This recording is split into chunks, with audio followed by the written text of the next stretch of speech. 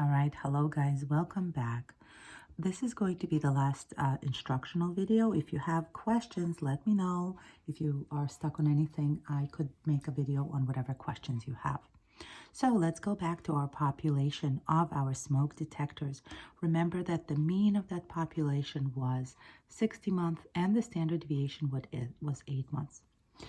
Let's say that we have this young quality assurance engineer and he takes a sample of 30 smoke detectors and he finds that, well, he took a sample of 30 smoke detectors and he found in that particular case that the mean was 57.81 months. Right? And the question is, should he be surprised? Should he stop the production? Well, we need to figure out whether this is a sensible thing. How often does it happen? What's the probability of this event?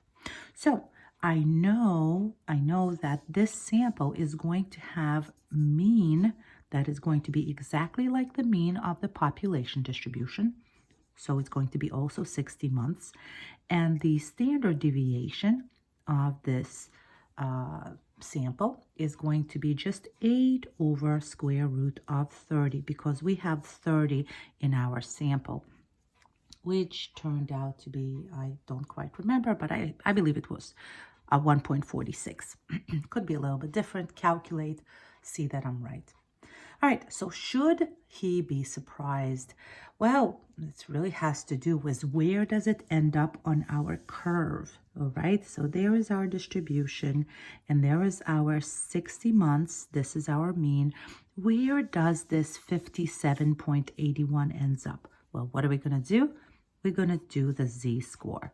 Z-score is 57.81 minus 60, and we're going to divide it by the standard error for the sample size, 1.46. And we end up with something like, 1.5. Again, pause the video, see that it does work out.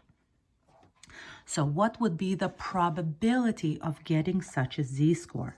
Okay, so how big is this area? Well, how likely is it to happen?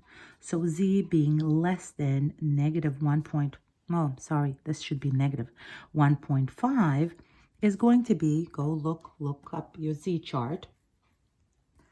Do you end up with 0.0668?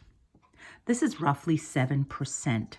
So 7 out of those samples of 30, if you were to take 100 samples of 30, 7 of those samples are going to have that mean. All right? So should he be surprised? Not really. Not really.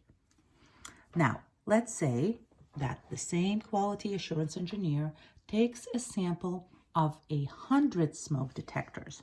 All right, so now this time around, our N is 100. Okay, and he finds out that the mean of that sample of 100 is also 57.81 months. Okay, should he be surprised? Is this a big boo-boo or is this normal? Right, so again, ladies and gentlemen, the mean is going to be the same as the mean of the population, 60 months. But what will be different here is the standard deviation of those, of all of those samples of 100. Because this time around, as we are dividing by the square root of n, well, our n is 100. So we are dividing by the square root of 100. That turns out to be actually 10. Fairly easy. And this standard error is 0.8.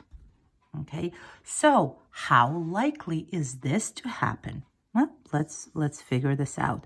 I know that it's going to be below my mean. Here is my mean. Where is this? How big is this area? I know it's going to be a little bit less big than this one, but by how much? Should he pull the brake on the production, that something is going wrong there? All right, so let's see, 57.81 minus 60. Right? And this time around, we are dividing by 0.8. This is much smaller standard deviation for this sample size. And we end up with, go ahead, calculate what you end up with. I end up with negative 2.737. So I'm just going to round that to negative 2.74.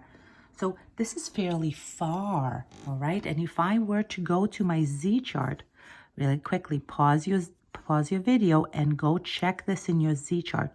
What is the probability that you are going to be in this region?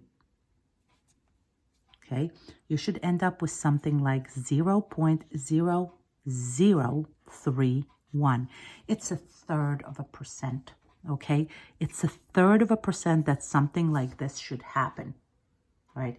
If you took a sample of 100 smoke detectors and you ended up with this mean, this is a problem, okay? Something is going wrong in the production. This is a surprisingly low thing. It shouldn't have happened. And if it did happen, you should be suspicious. Okay? And this is all, ladies and gentlemen, for central limit theorem. Again, if you have any questions, do let me know, and I'm going to go over them. And sorry going over my 5-minute limit, but just needed to go through this example. See you in a bit.